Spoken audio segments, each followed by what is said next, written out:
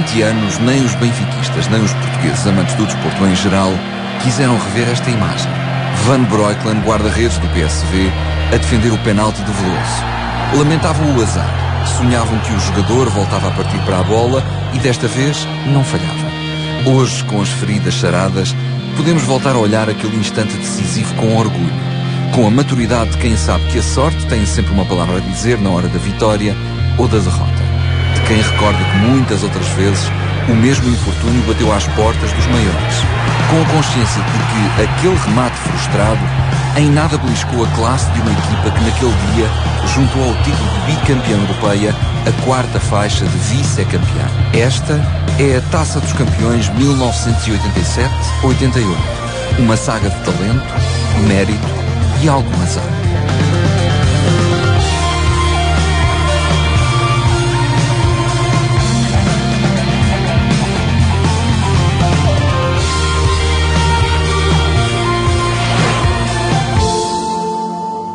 Em 1987, o futebol português vivia tempos de euforia. O Futebol Clube do Porto era campeão europeu, mérito, entre outros, de um treinador e de um jogador que haveriam de dar cartas no desporto mundial, Artur Jorge e Paulo Futre. Do lado do Benfica, não se invejava a sorte dos dragões.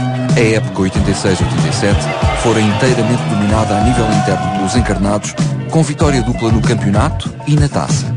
À entrada para a edição 87-88 da Taça dos Campeões, Portugal podia, portanto, gabar-se de ser o único país com dois representantes. O Porto, detentor do troféu, e o Benfica, campeão nacional. Veríamos quem chegaria mais longe. Mas não era inédito porque já desde os anos 60 e por força das vitórias do Benfica na Taça dos Campeões, o Sporting também beneficiou desse estatuto e também por 2 anos seguidos Portugal teve 2 representantes, não é?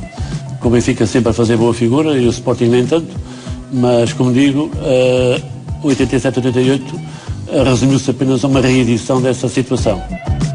Foi uma situação que na altura era perfeitamente anormal, hoje não tanto, porque já tivemos o Benfica a participar na Taça dos Campeões Europeus com o Sporting e o Futebol Clube do Porto ao mesmo tempo, o que revela também em certa medida uma melhoria gradual do futebol português, mas naquela altura não.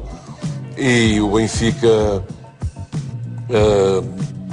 diria que sem grande surpresa, estava justificadamente numa competição que tinha ganho 20 anos antes e que, portanto, procurava, na altura, chegar o mais longe possível. 32 equipas iam guerrear pelo título de campeão europeu. À entrada para a competição, Real Madrid, PSV Eindhoven, Bayern de Munique, Anderlecht e o próprio Futebol Clube do Porto eram apontados como os maiores candidatos à vitória final. O Benfica ia ter de correr contra as apostas. Tínhamos entrado em 87 com o tal lema de Benfica para a Europa e procurámos a terceira equipe o melhor possível para que começássemos a desenvolver esse projeto. Estava em embrião, portanto, ainda esse projeto. Mas, felizmente, nós conseguimos dar alguma solidez à equipe com jogadores que não eram grandes estrelas, mas que tinham qualidade, tinham sentimento e tínhamos algumas estrelas. Na altura foi quando contratámos o Mozart, tínhamos o Elzo e tínhamos jogadores digamos que a destacarem-se, não é? A destacarem. Nessa altura nós pensávamos que estávamos numas competições europeias que era ótimo para todos, até a nível mundial sermos vistos, porque os jogadores são vistos nas montras. Mas o objetivo é cada jogo a gente pensar em ultrapassá-lo, porque eu acho que ninguém, ou nenhuma equipa, eles pensam que vão ganhar o campeonato e a prova disso é que grandes equipas com grandes jogadores ficaram pelo caminho. Naturalmente, se calhar pensariam em ir à final. O Benfica, quando parte para o início de cada época, seja em competição participar, tem sempre como objetivo conquistá-la. É evidente que o facto do Futebol Clube do Porto ter sido no ano anterior campeão europeu e estar juntamente com o Benfica na Taça dos Campeões Europeus, digamos que acicatava um pouco, portanto, a vontade benfiquista. Porque o Benfica realmente na competição interna já estava um pouco distanciado do Futebol Clube do Porto, centrou-se mais na competição europeia e pronto, ainda bem que o fez, pode dizer-se agora, porque chegou à final, não foi feliz depois, mas compensou em certa medida, entre comas, como é evidente, porque acabou por não ganhar nada, compensou em certa medida o falhanço total que foi a época a nível do Campeonato Nacional. A marcha encarnada começa a 16 de setembro no Estádio da Luz. Do outro lado está o Partizani Tirana. O campeão albanês é um ilustre desconhecido, mas tudo fará para deixar a sua marca. O primeiro jogo na Luz com o Partizani Tirana acabou com 4 expulsões, suponho, dos jogadores albaneses, uma série de situações absolutamente incríveis. O Benfica fez uma exibição muito pobre. Enquanto estiveram 11 para 11, estava a ganhar 1-0 e só ali nos minutos finais depois conseguiu avolumar o resultado.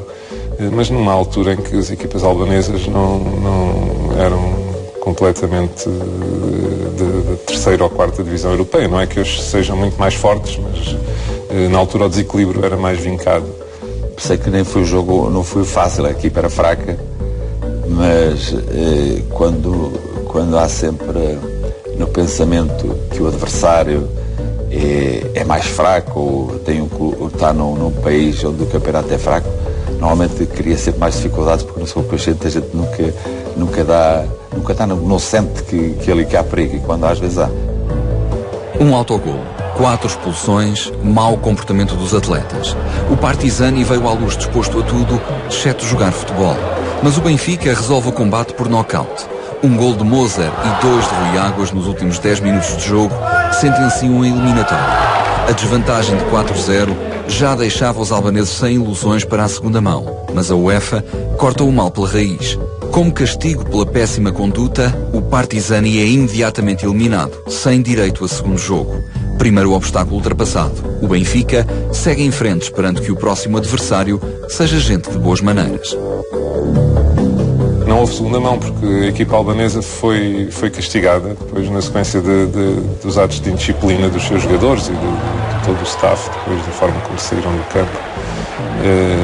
Não houve segunda mão, foram castigados com nova derrota e o Benfica passou automaticamente à segunda eliminatória, onde vai encontrar o Aros da Dinamarca, um adversário que trazia boas recordações porque tinha feito parte de uma das caminhadas para os títulos europeus dos anos 60. E ganhou aqui à vontade por 4-0 e os albaneses portaram-se tão mal, com 4 jogadores expulsos, que a UEFA resolveu expulsar os albaneses da competição e o Benfica nem sequer teve que se deslocar a Tirana para fazer o segundo jogo. Portanto, foi uma eliminatória santa para o Benfica, que até fez o jogo em casa e, portanto, teve a sua receita que esperava e não teve que se deslocar para o terreno do adversário. Portanto, tudo correu de feição para o Benfica nesta altura.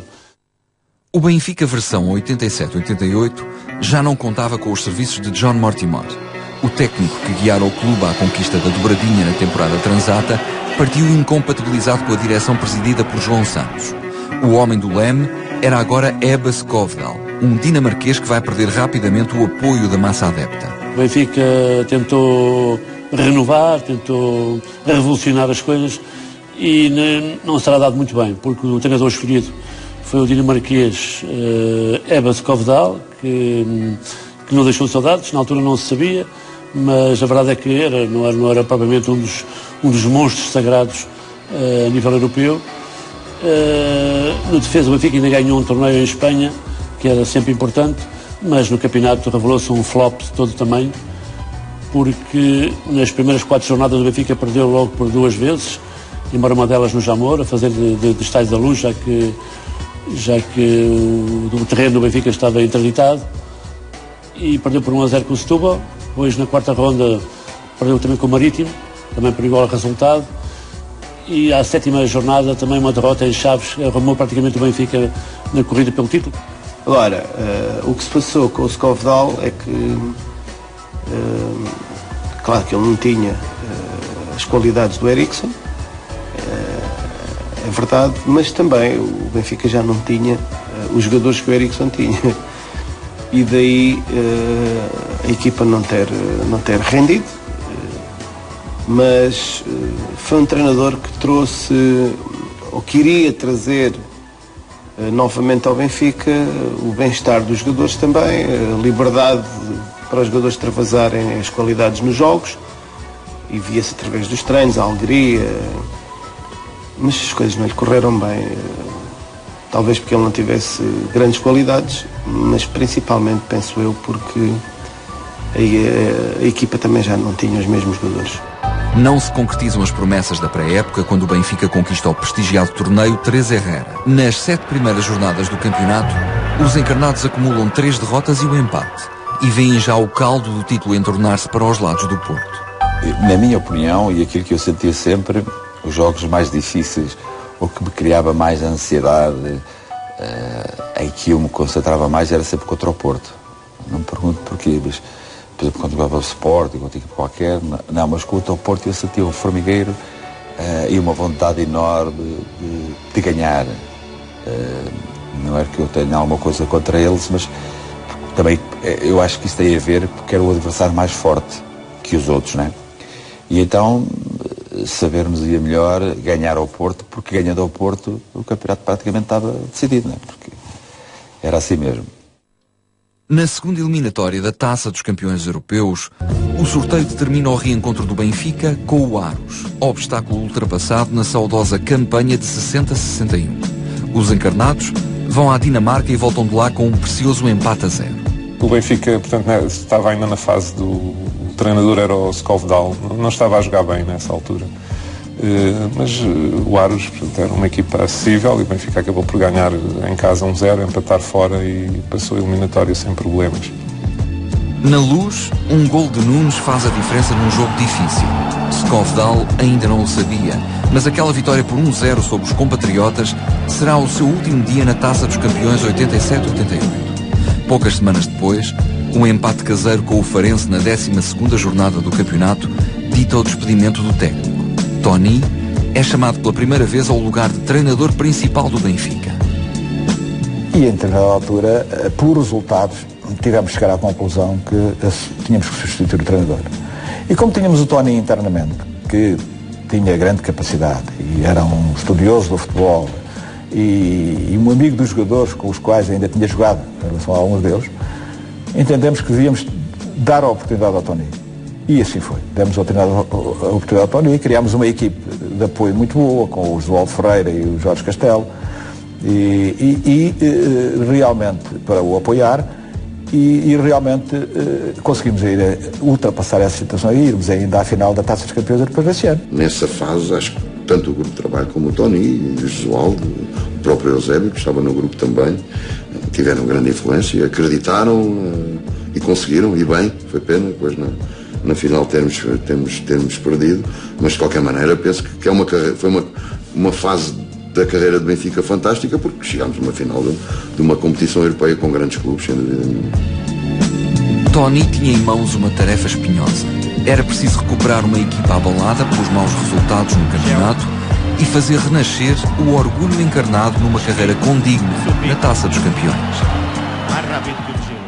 Penso que o que acontece é que toda a gente está a fazer força para que o Benfica vá para a frente. Nesta altura o treinador do Benfica, como se sabe, é uma pessoa conceituada, é uma pessoa com grandes possibilidades, é uma pessoa que transformou a equipa do Benfica, afinal de contas com os mesmos jogadores que existiam há 4 ou 5 meses, e portanto penso que até por isso o Benfica tem fortíssimas possibilidades de conseguir trazer para Portugal a segunda taça em 2 anos. O plantel encarnado tinha sofrido profundas transformações da temporada 86-87 para a seguinte. Desde logo, cresceu para um pouco ortodoxo número de 30 atletas, onde nem mais nem menos do que 14 eram novidades. Do lado das saídas, avultavam o lendário António Bastos Lopes, o talentoso José Luís e o mortífero Michael Maniche. Do lado das entradas contava-se o regresso de Chalana, bem como os ingressos de grandes jogadores de que era preciso saber extrair o real valor. Mozart, Elzo, Magnussen ou Pacheco, só para citar alguns. De resto, transitavam elementos nucleares como Diamantino, Veloso, Álvaro, Vando, Nunes, Dito, Rui Águas, Carlos Manuel, Chiquinho Carlos, o guarda-redes Silvino ou o capitão Shell. Matéria-prima havia. Faltava transformá-la agora numa equipa. O Tony era